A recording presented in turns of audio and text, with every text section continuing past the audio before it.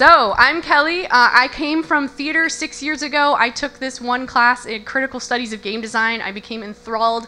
I co-founded my own video game development studio, and I'm here to tell you why you should be really into game design too. So first I want to touch on the role of play in our culture. So these puppies are at play, and why do they do that other than to be really cute for us, is to prepare themselves, to train and develop skills that prepare them as adults. And we, or grown-up dogs, and we use this same philosophy for our children. We sign them up to Little League so that they learn how to win and lose and work on teams and good sportsmanship, because these are all skills that are very important to develop in order to thrive as adults. So is a game competition? Is it a pastime? Well, there are a lot of phrases to describe specific types of games, but what all games have in common is that they're patterns. They're patterns and systems of patterns that are designed by people for other people to figure out.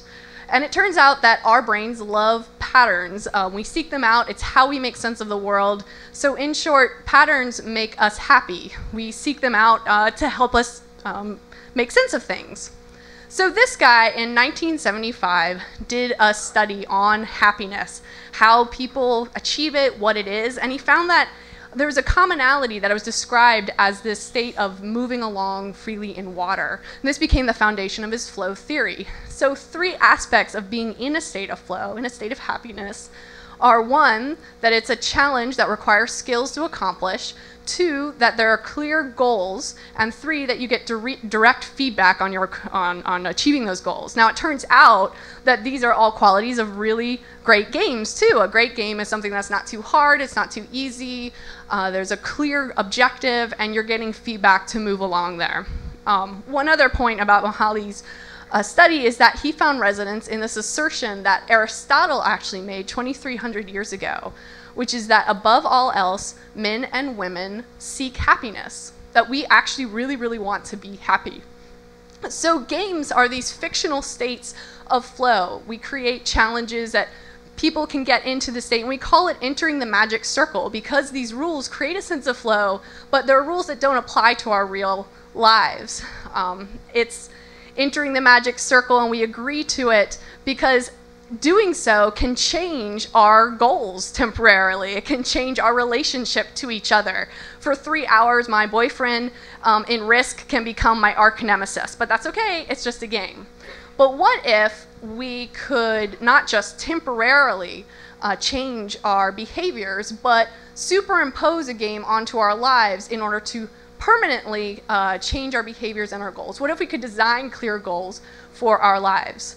So one example is my friend Kimberly actually had this program at the law firm she works at, Amicus Attorney, and it's this task management software, but it's got a little game design added to it where it gives you a clear list of accomplishable goals for the day. And then as you check them off, then it gives you a little ping and you get your next task. And so you don't have to worry about everything that you have to get done. It makes it very manageable. And she finds herself way more productive than she's ever been before. Another example is Ignite, right? So we take a speaker series, which can be sort of a mixed bag of good and bad, and we apply some rules. And then it allows for higher quality, if not just shorter talks. So I'm going to take an imaginary scenario, which is how we could possibly apply game design to the proposition voting system in the state of California. So what if, instead of just yes or no, we had points, and we could distribute them among propositions. Propositions could be weighted according to, say, their financial burden on the taxpayer.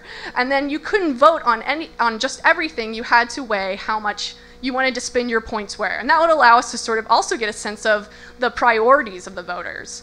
Another example would be to track the amount of energy you're conserving in a household and pit neighbors against each other. And so these are just like 4 small examples I thought of, but hopefully you can get a sense of where you can extrapolate this into other territories. So in short, patterns make people really happy. People really want to be happy.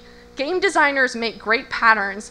And so game designers can get people to do what they want them to do. In short, if you know how to game design, then you can affect change in the world. So be a game designer and change it.